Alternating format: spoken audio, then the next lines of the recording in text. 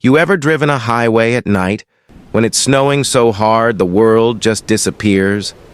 I used to think it was peaceful, that kind of silence, the way the snow muffles everything. But after a while, you realize it's too quiet. You start to hear things you shouldn't. The drag of your wipers freezing to the glass, the crunch of ice under tires that sound too far away to be yours. You catch shapes in the fog that don't move when you blink. The road feels alive out there. It's hard to explain unless you've done those miles alone with nothing but your own headlights carving a tunnel through the dark. I've been on those roads more times than I can count. Places where the snow hits so thick it eats your high beams, and the fog bends the light until it looks like something's walking through it. You tell yourself it's exhaustion, that your eyes are playing tricks, but after a while, the tricks start remembering you. There's a stretch they call the drift. Truckers talk about it, but never for long. It's not marked on any map, just a long run of frozen highway where storms move faster than the reports and radios pick up stations that don't exist. I didn't believe any of it, until the night I drove through it myself. The snow came in heavy, too fast. GPS flickered, cell signal dropped, and for miles it was just me and the white. I thought I could beat it, just keep going. But the further I drove, the stranger it got. The radio clicked on, channel 19, even though I hadn't touched it. A voice said my name, quiet, slow, like someone standing just outside the truck, speaking through the glass. Then it stopped. I told myself I imagined it. But the next night, another driver went missing on the same road. His dash cam caught something, a single headlight following him for 40 miles. Never passed him, never fell back, just floated behind him in the fog until it blinked out. They never found him. Another time, a trucker I used to know heard a voice through his CB, said it was his own, told him to pull over.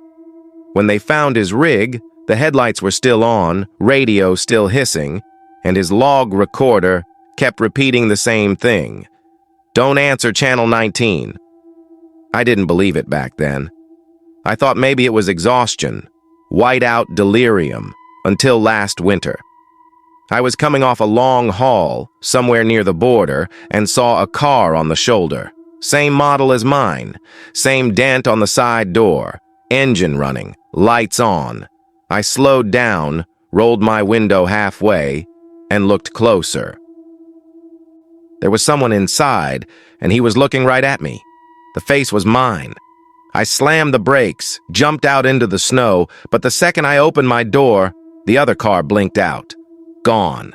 My own engine started to sputter, like it didn't want me to leave. The next morning, I told the story to a patrol officer. He didn't say a word for a long time. Then he told me there'd been another car reported abandoned that same night, same license plate as mine. He said it was still running when they found it, no one inside. People talk about hallucinations, exhaustion, hypothermia.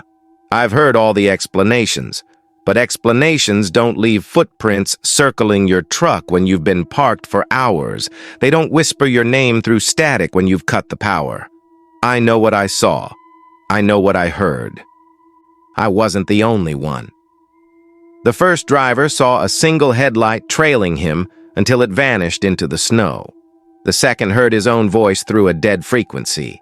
And the third, the one who stopped, found a car waiting for him, still warm, still running. None of us made the news, just names in dispatch reports and frozen camera logs. But the footage and the recordings, they're still out there. You can tell yourself these are just stories. I did too. But every time I hear the wind through the radio, every time static cuts in on channel 19, I feel that same cold crawl through me. Like the road hasn't forgotten. People forget that highways remember. Every skid, every breath, every car left with the engine still idling into the dark. And sometimes when you're out there too long, the road gives something back. a sound. A reflection. A voice calling your name. If you ever find yourself driving through that kind of storm, and you see a headlight that shouldn't be there, or hear a voice that sounds too much like your own, whatever you do, don't pull over. Stay inside, keep your eyes forward, and don't open the door, because out there, in the white silence, things don't need to move to find you. Sometimes, they're already sitting in the seat beside you. Wind grows louder. A radio crackles faintly, whispering static. If your car broke down in the middle of a snowstorm, would you stay inside or step out into the dark?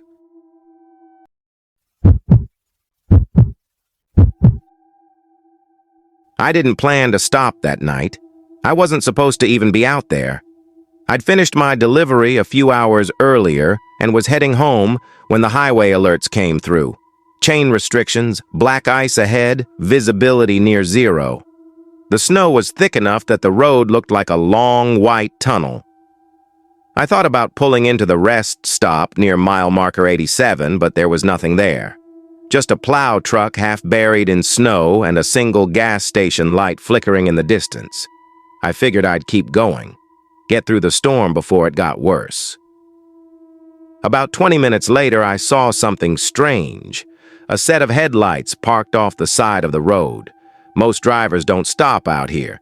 There's no shoulder, no houses, just trees and miles of snow. But the headlights were still on, and the engine was running.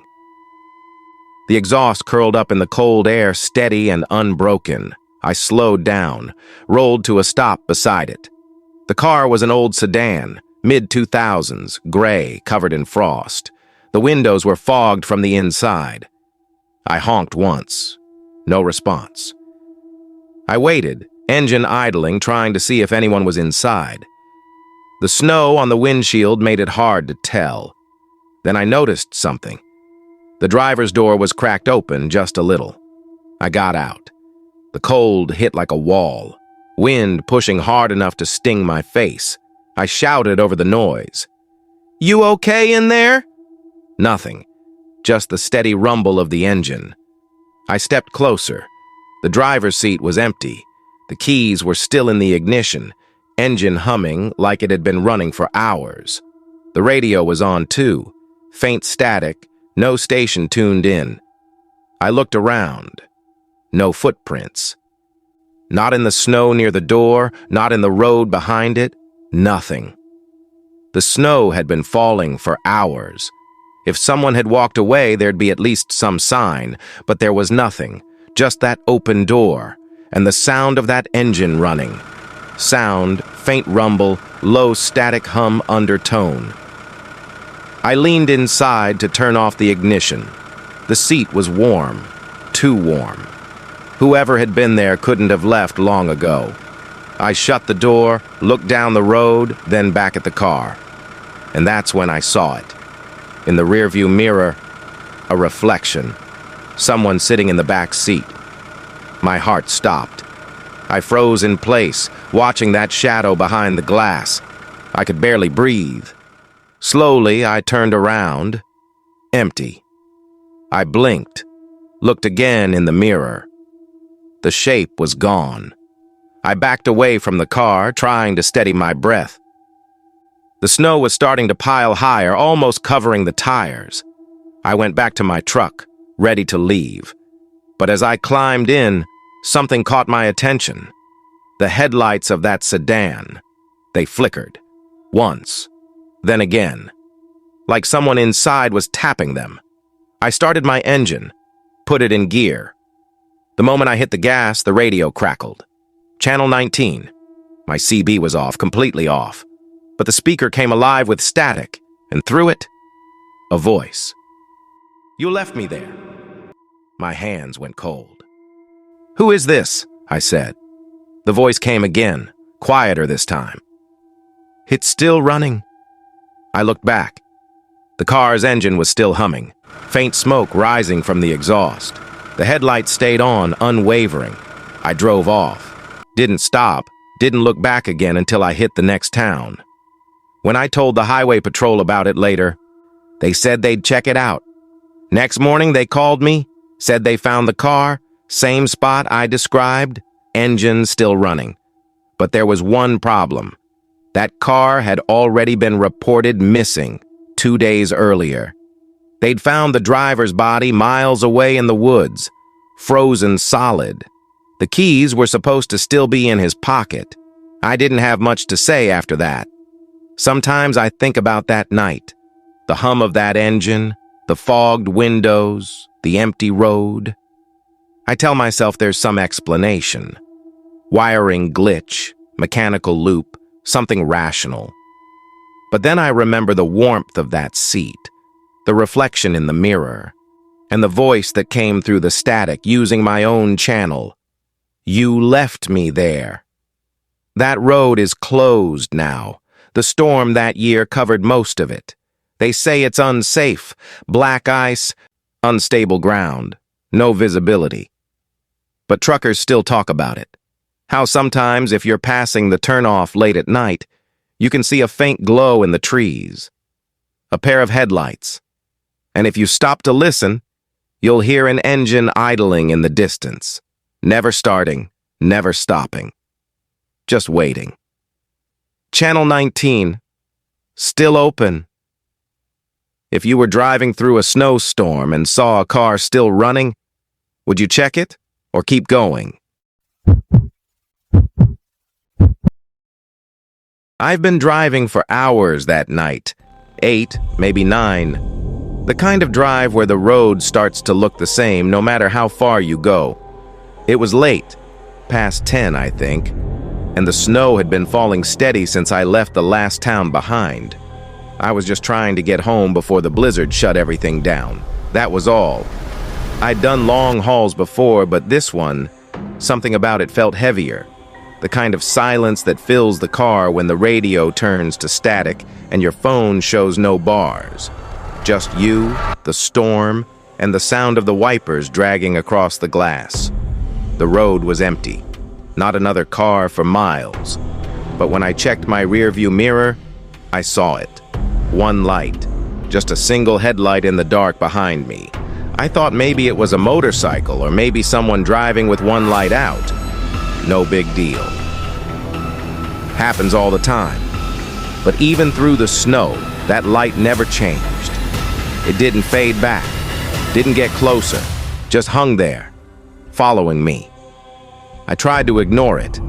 I told myself I was tired seeing things. The storm was thick, visibility barely 10 feet ahead. But every few seconds I found myself looking up at that mirror again. And there it was, same spot. I slowed down a little. The light slowed too. I sped up. It matched me perfectly. Sound, faint static creeps in. That's when the radio started making noise. Not music, not voices, just a kind of whisper buried in the static. I turned the knob, tried every station I could pick up, but it was all the same. It almost sounded like words, like someone trying to come through. But every time I listened closer, it would fade again. I glanced back. Still there. One headlight. I thought about pulling over, but something told me to keep going. The snow was coming down harder now, the road ahead barely visible. The headlights reflected off the flakes like sparks in the dark. I remember thinking that if I stopped, I might get stuck, or worse. But that light behind me, it didn't feel right. I can't explain it. It wasn't driving like a car should. No swerving, no rhythm, just steady, mechanical, too exact. Then I heard it, a scraping sound, faint, metallic, like something dragging along the road behind me. I checked the mirror again. The headlight flickered, once, like it knew I was looking. My hands were shaking now. I gripped the wheel, tried to focus on the road, but my heart wouldn't slow down. I couldn't take it anymore.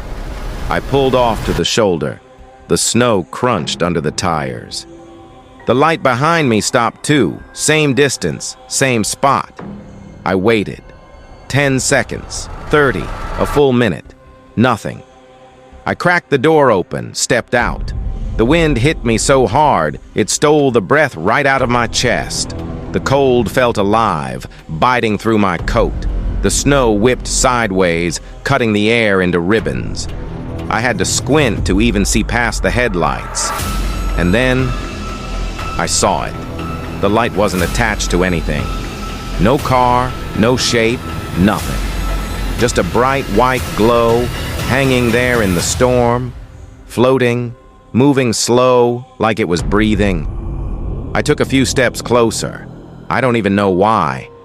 Maybe I thought there was some trick of the snow, or maybe I was trying to convince myself there had to be some kind of explanation. But the closer I got, the more wrong it felt. The light shifted. It rose, just a few feet higher, then froze again. The wind died. The air went still. That's when I heard footsteps. I turned around. Nothing. I looked down. There were prints in the snow beside me. Fresh, clear. But they weren't mine. They led straight toward me and stopped just a few inches away. I ran. I don't even remember thinking, just moved. Got in the car, slammed the door, locked it. My breath fogged up the glass. I could barely see out. The light outside flickered one last time, then went out completely. I sat there, shaking, listening to the silence. I don't know how long I stayed like that, maybe until morning. When the sun came up, I realized I wasn't alone. There was something on the passenger window, just faint enough to see. A reflection. My face, but different. It was smiling. They found my car the next day. At least that's what I was told later. Engine still running, door wide open, no footprints leading away. My phone was inside, still recording. When I watched the video, I could hear the wind, the wipers. Then, at the very end, one headlight, moving closer. You ever think about what follows you on an empty road when no one else is supposed to be there?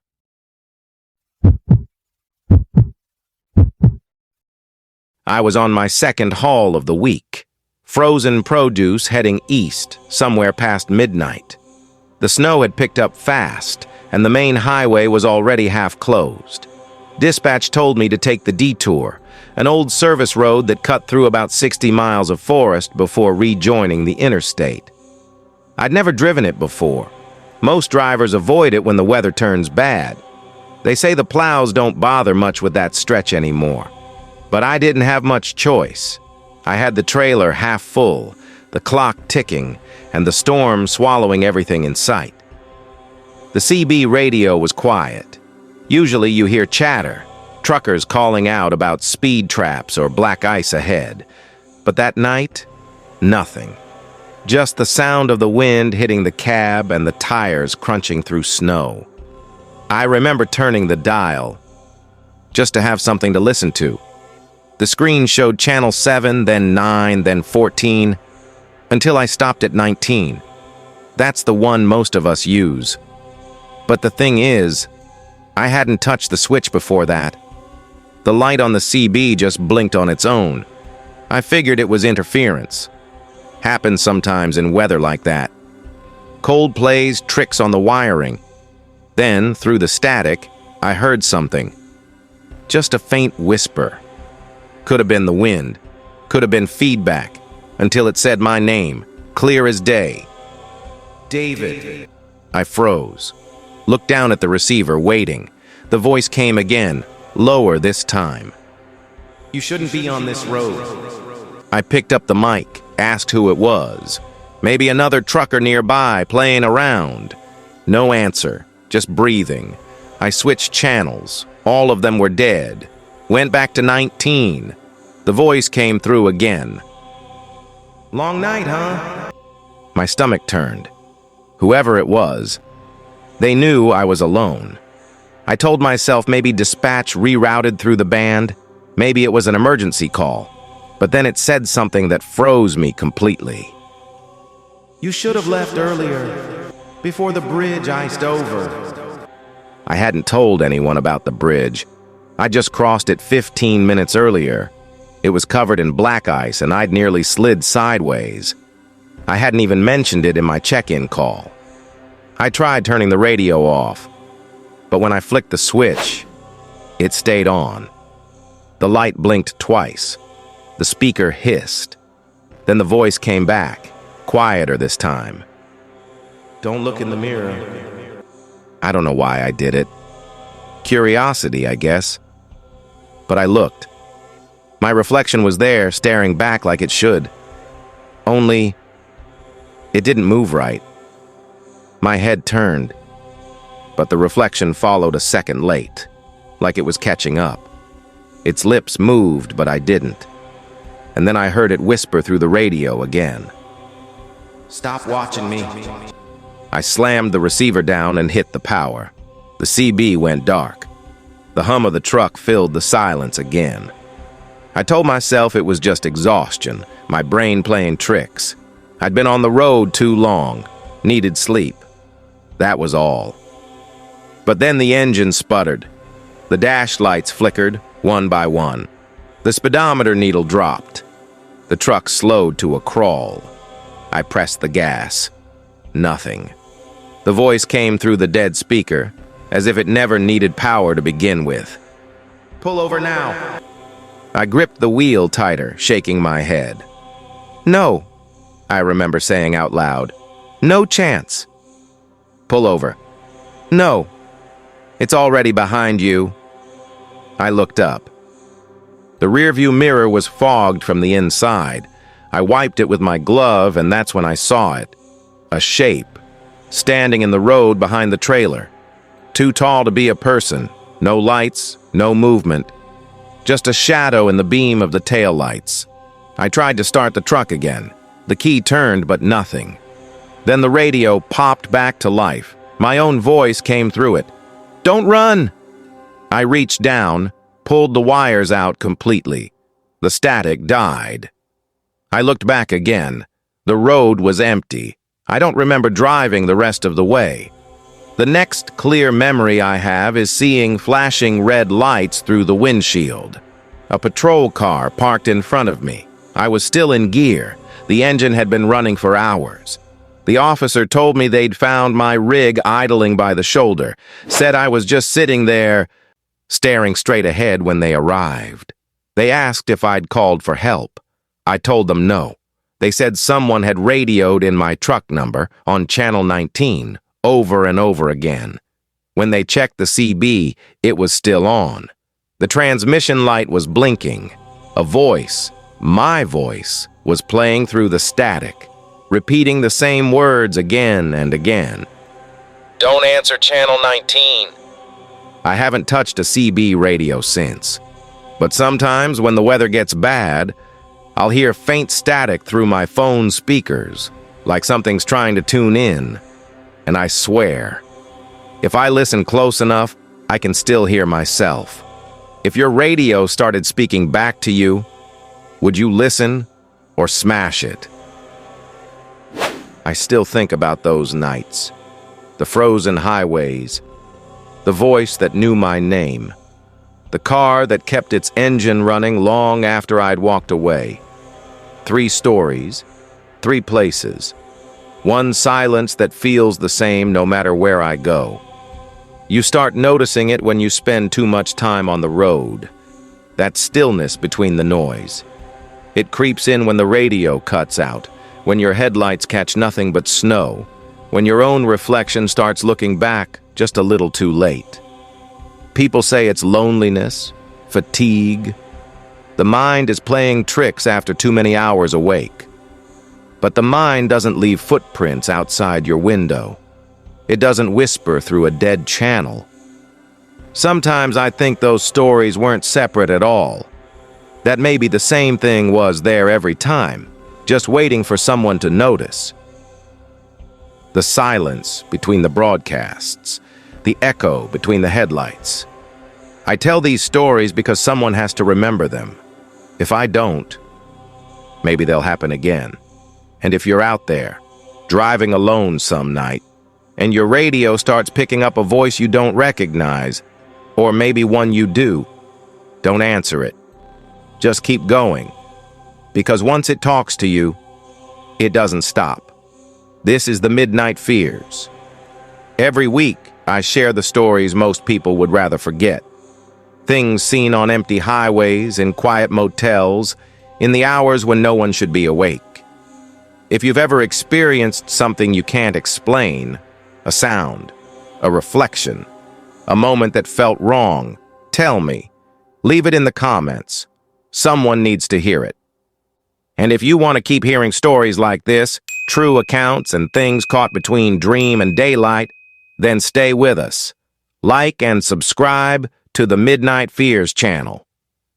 Turn on the light if you need to, but keep listening, because the dark always has another story.